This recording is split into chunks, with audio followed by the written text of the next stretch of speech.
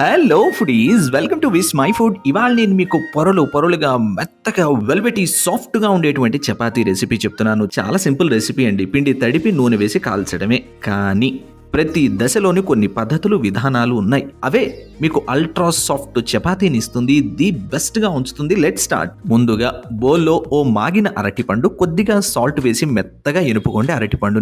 అరటిపండు చపాతీకి చాలా మంచి ఫ్లేవర్ని ఇస్తుంది. ఓసారి నా మాట మీద ట్రై చేసి చూడండి, యూ విల్ లవ్ ఇట్.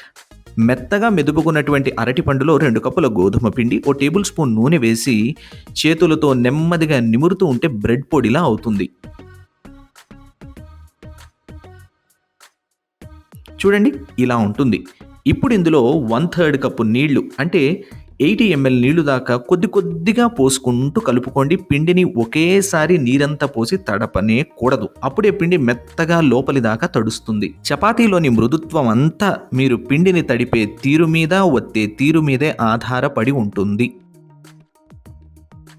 పోసుకున్న నీళ్లతో ఇలా కాస్త ముద్దగా అయ్యాక ఇంకా గట్టిగానే పగుళ్లతోనే ఉంది, కనపడుతోంది కదా. ఇది కాదు, ఇంకా సాఫ్ట్గా ఉండాలి. అందుకే మళ్ళీ నేను 4 టేబుల్ స్పూన్ల నీళ్లు చిలకరించాను. దీన్ని మళ్ళీ చేతి మణికట్టుతో ఎక్కువ ప్రెషర్ ఇస్తూ ముందుకు చాదుకుంటూ వెనక్కి లాక్కుంటూ ఒత్తుకోవాలి. అప్పుడు పిండి నున్నగా అవుతుంది. నేను సుమారుగా 12 నిమిషాలు ఒత్తాక చూడండి, ఇంత సాఫ్ట్గా ఉంది. ఆఖరిగా ఓ టేబుల్ స్పూన్ నీళ్లు పోసి మళ్ళీ మెత్తగా ఒత్తాను. మెత్తగా అంటారు, ఎంత మెత్తగా ఎలా తెలుస్తుంది అని అంటే, పిండి చేతులకి అంటకూడదు. పిండి పట్టుకుంటే వేళ్లు సునాయాసంగా లోపలికి దిగిపోవాలి. పిండిలో నుంచి వేలు తీస్తే చెయ్యి క్లీన్గా రావాలి. అది మెత్తగా ఒత్తుకోవడం, రైట్ సాఫ్ట్ టెక్స్చర్ అంటే. చూడండి ఎంత మృదువుగా, ఎంత బాగుందో. నాకు 3/4 కప్పు కంటే ఓ టేబుల్ స్పూన్ తక్కువ నీళ్లు అవసరమయ్యాయి 2 కప్పుల గోధుమ పిండికి. అరటిపండు వేస్తే ఈ పిండిని తడిగుడ్డ కప్పి 15 నిమిషాల పాటు రెస్ట్ ఇవ్వండి. 15 నిమిషాల తర్వాత పిండి చక్కగా రెస్ట్ అవుతుంది, మృదువుగా అవుతుంది. దీన్ని మళ్ళీ బాగా మర్దనా చేయండి. ఆ తర్వాత ఓ టేబుల్ స్పూన్ నూనె వేసి మళ్ళీ బాగా ఒత్తుకుంటే పిండి మరింత మెత్తగా అవుతుంది. చూడండి ఎంత సాఫ్ట్గా ఉందో. దీన్ని ఈక్వల్ బాల్స్గా డివైడ్ చేసుకోండి. నేను 4 ఈక్వల్ బాల్స్ చేస్తున్నాను. నేను తీసుకున్న పిండి ముద్దతో ఒక్క చపాతీ తిన్నా చాలు, చాలా టమ్మీ ఫుల్గా ఉంటుంది. ఇప్పుడు ముందు కాస్త పొడి పిండి చల్లి ఈవెన్గా స్ప్రెడ్ చేయండి.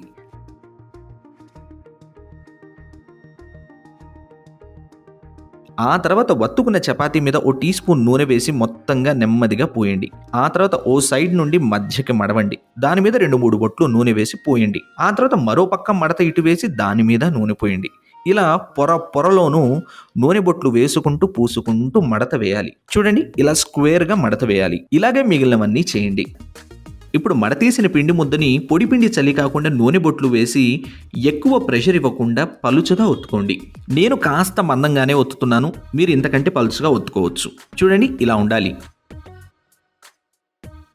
ఇప్పుడు కాల్చుకునేటువంటి టిప్స్. పెనం బాగా వేడిగా ఉండాలి ముందు. అప్పుడు మాత్రమే చపాతీ వేసి ఓ వైపు కాలనివ్వండి. చపాతీ కాస్త బుడగలొచ్చి పొంగుతుంది, అందాక కాలనివ్వాలి. పెనం వేడెక్కకుండా గానీ చపాతీ కాల్చడానికి ట్రై చేస్తే అప్పడం అయిపోతుంది. చపాతీలోని మాయిశ్చర్ అంతా ఇవాపరేట్ అయిపోయి.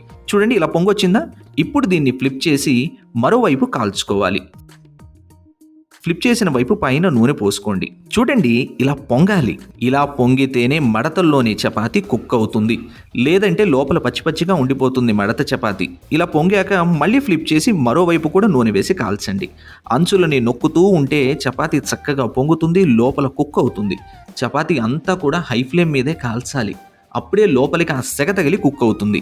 మీడియం ఫ్లేమ్ మీద నెమ్మదిగా కాలుస్తూ ఉంటే ఏమవుతుందంటే మాయిశ్చర్ ఇవాపరేట్ అయిపోవడం మొదలవుతుంది, చపాతీ హార్డ్ అయిపోతుంది. చూడండి పర్ఫెక్ట్గా ఎలా ఉందో, ఎంత గోల్డెన్ కలర్లో. ఆఖరిగా ఒక్క మాట చెప్తాను. ఈ పొరల చపాతీకి కాస్త నూనె తక్కువైతే వేడి మీద మెత్తగా చాలా బాగుంటాయి, చల్లారాక మాత్రం స్టిఫ్ అయిపోతాయని గుర్తుంచుకోండి. చూడండి పొరలుగా ఎలా విచ్చుకున్నాయో.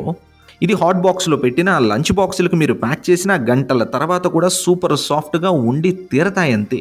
చూడండి పొరలుగా మెత్తగా ఎటు తిప్పితే అలా, ఎటు మడిస్తే అలా ఫోల్డ్ అవుతున్నాయో. నచ్చిందా? ట్రై చేస్తారా? అయితే డీటెయిల్డ్గా రెసిపీని చదువుకుంటూ చేయడానికి vismyfood.com వెబ్సైట్ విజిట్ చేయండి. అలాగే మీరు తయారు చేసిన ఆ రెసిపీ పిక్ని విస్మై ఫుడ్ ఇన్స్టాగ్రామ్ని ఫాలో అవుతూ నాకు ట్యాగ్ చేయడం మాత్రం మర్చిపోకండి.